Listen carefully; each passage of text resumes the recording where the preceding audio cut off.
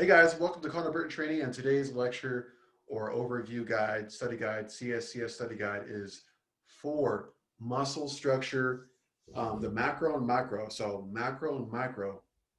The macro is the big picture, the micro is the small picture. That is the first part of Module 1, studying for the CSCS. The second part is going to be factors affecting muscle force, respiratory function and structure, cardiovascular structure and function. Today, we're going to cover the macro and the micro components of a muscle. So macro, big picture. We're going to start with the macro right here. So you have the muscle. Here is the muscle in its entirety. So there's the whole muscle. There's the bone, tendon, the epimysium wraps around. Within the epimysium is multiple fascicles. A fascicle is going to be a bundle of muscle fibers. And each bundle of muscle fibers is wrapped by a perimysium. And within the perimysium or fascicle is a lot of muscle fibers surrounded by endomysiums. Now, M-Y-S, myo stands for muscle. It's basically just some Latin word.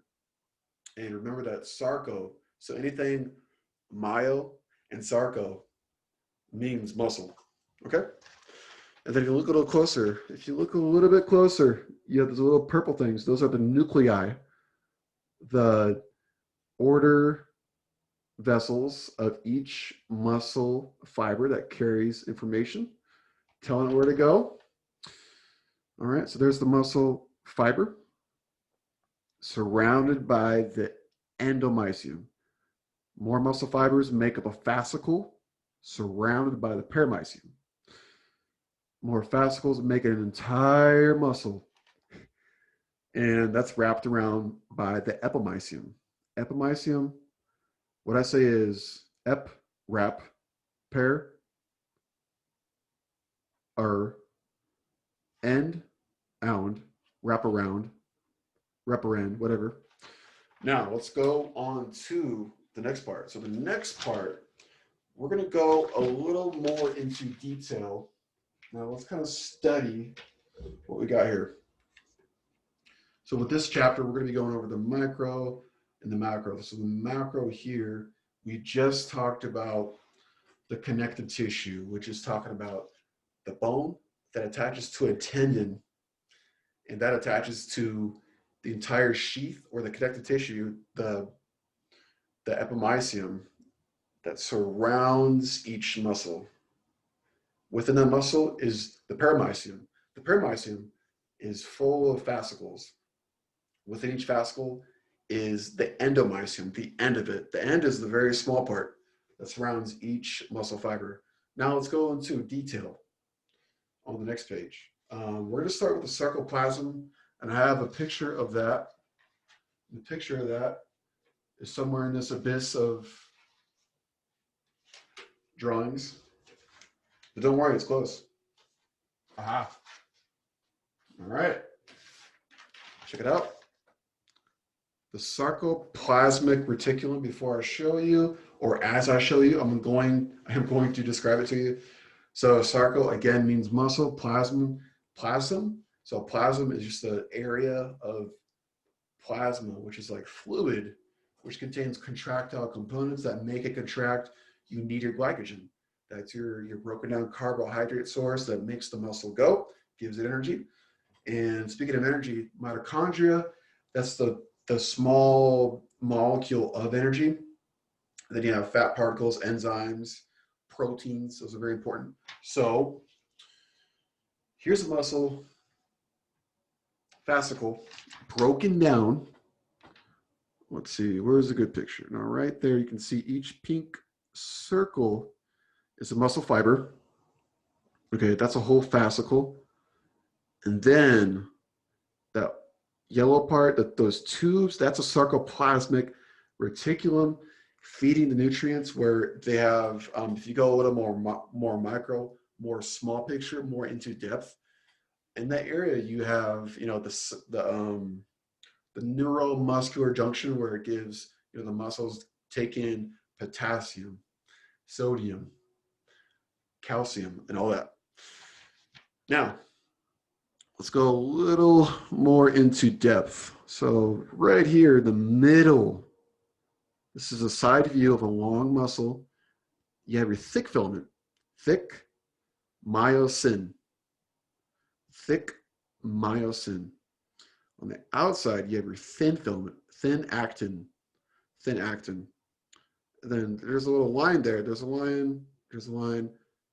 So that line to line, at the end of each of those lines is a Z line. A Z line is the middle of the actin thin filament. So the actin thin filament is the area where the Z line kind of goes through.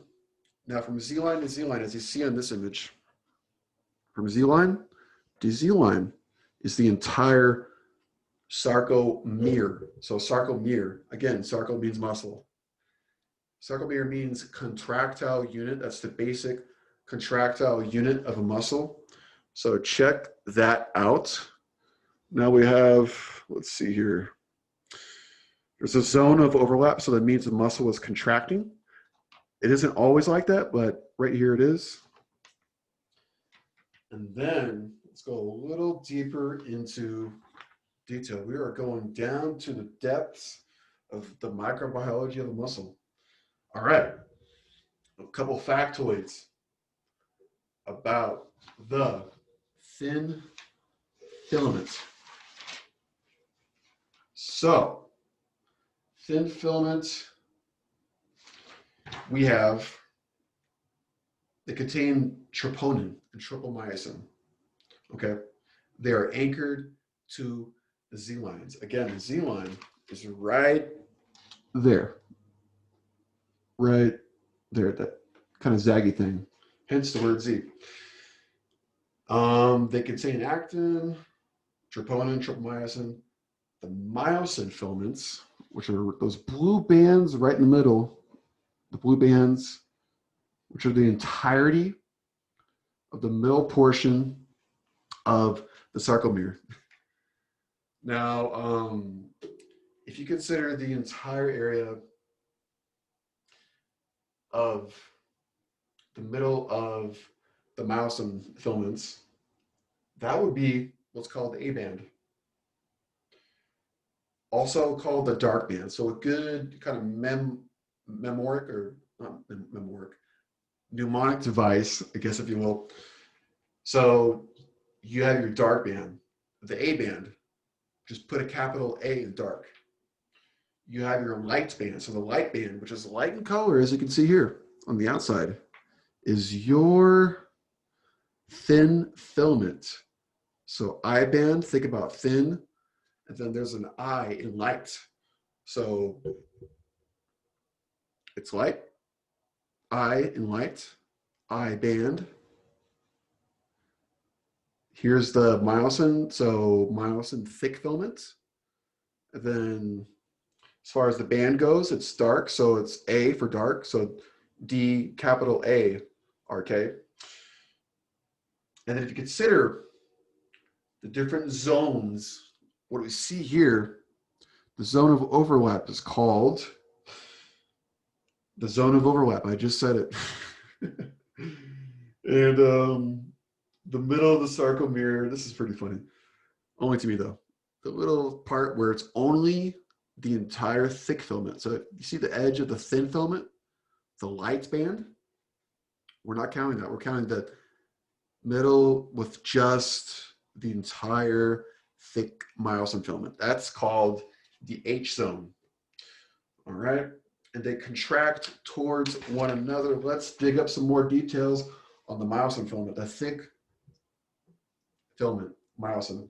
It is something that contains globular heads, okay?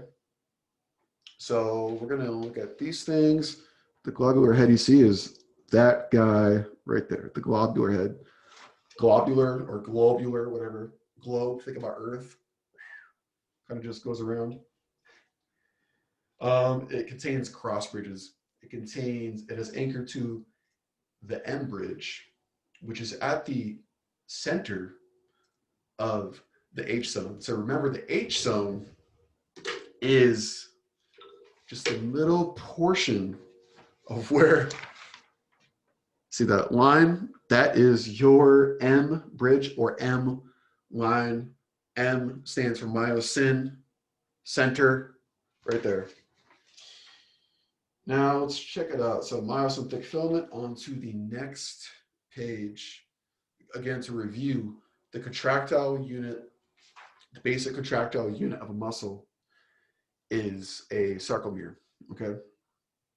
Now, a couple of facts about this is that within each muscle, we're going to go down a little further into detail. So 6 actin filaments surround each myosin filament, and each actin filament is surrounded by 3 myosin heads.